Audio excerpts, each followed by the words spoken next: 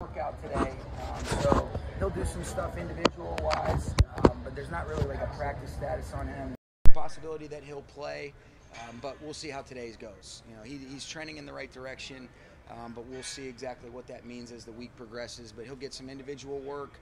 He'll do some stuff with Reggie. He won't take part in the team settings, and then we'll see what that looks like as far as tomorrow's concerned. We'll start Joe Noteboom's clock coming off IR, and then Jordan Whittington will be limited with his shoulder, and then coming off of his ankle injury, Joe will be limited as well.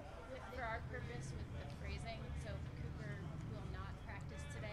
He'll do individual drills and he won't partake in teams. So I don't know what that status is, but that's, you know, there's no practice. You know, I'm just telling you guys what the plan is for him.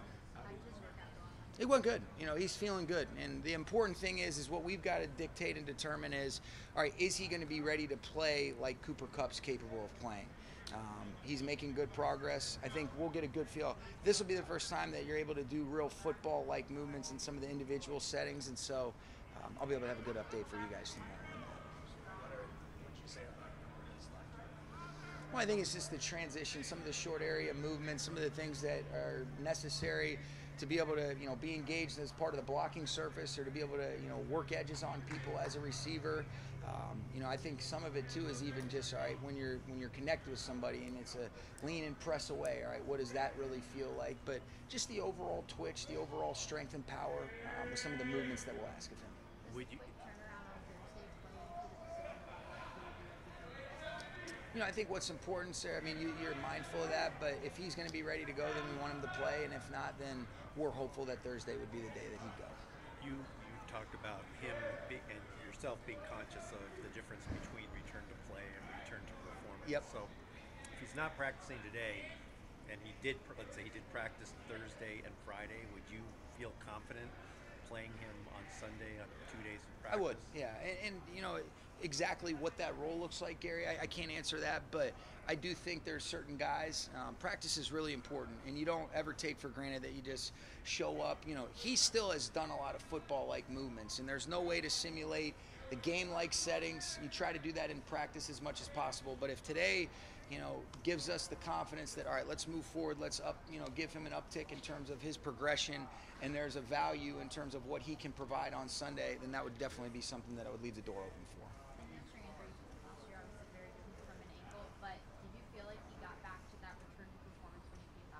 I think there was moments, absolutely. You know, I think the thing that's special about him is, you know, and he'd be the one that's equipped to tell you exactly how he felt. I think there was moments where, you know, you say, all right, he's feeling like he's at full strength.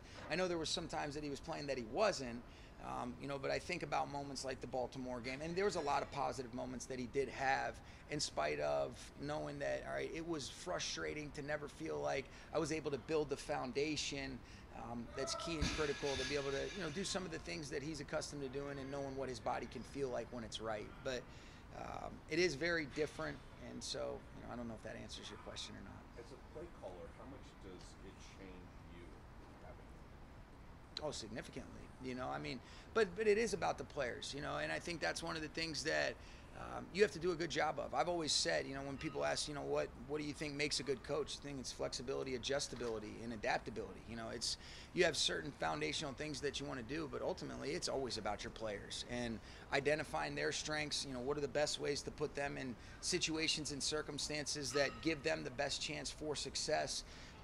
In addition to considering, all right, what does the opponent present? What are their matchups? What are some of their structures defensively? But when you do have a guy that, you know, I've been with Cooper, you know, for 8 years, and there's a certain comfort, there's an understanding of, you know, what he does, what he's comfortable with, where he can really bring value, and a lot of the different things that you guys have seen over the years. And so it certainly does, you know, change some things, but you also have other guys that have been doing a good job that you want to be mindful of as well.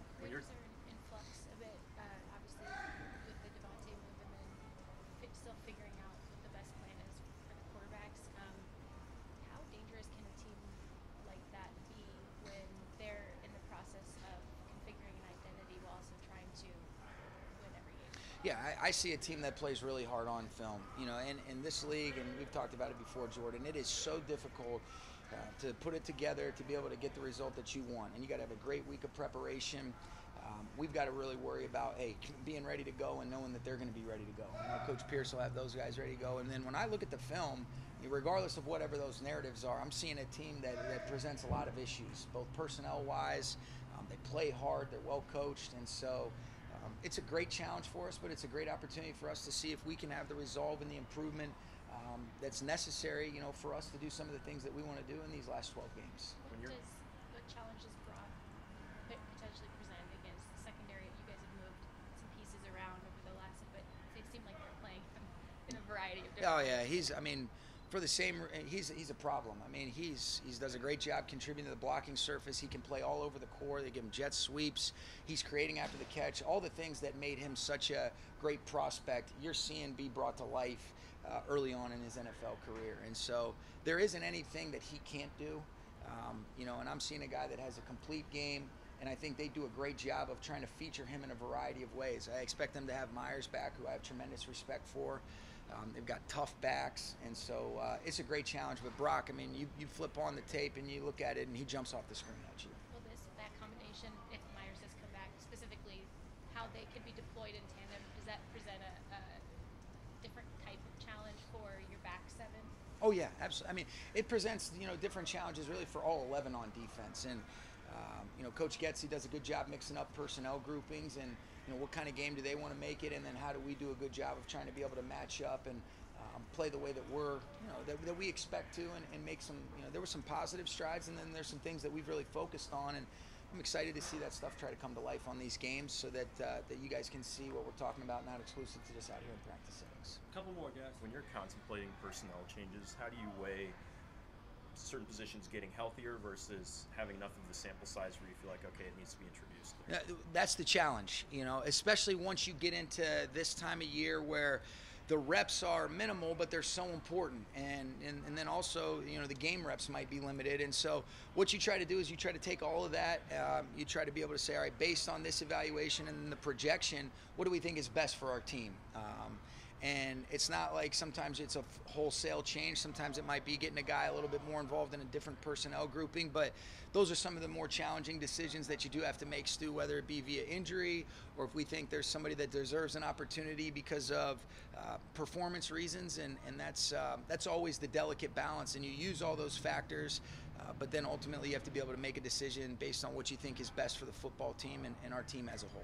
When you said the other day that Puka and Steve are still a ways away, with the short turnaround after this game, safe to presume they're not going to be back till at least after the Vikings? Here's what I would say. I've tried to stay so much in, all right, hey, checking on guys, seeing how they're doing, and then I think, what you don't want to get caught up in is you're playing that waiting game and you're looking and it doesn't allow you to be present with the guys. I can't wait for those guys to be able to be back and be a part of this team. When exactly that is, I wouldn't rule that out, Gary, but that's not something that I have a total understanding of either. Has Cooper been going through the walkthrough? Last one. No, he was just out there mentally, and when we did some stuff earlier, he's been in all the meetings, things like that, but he didn't take part in any of that. Okay? Thanks, guys. Thank you.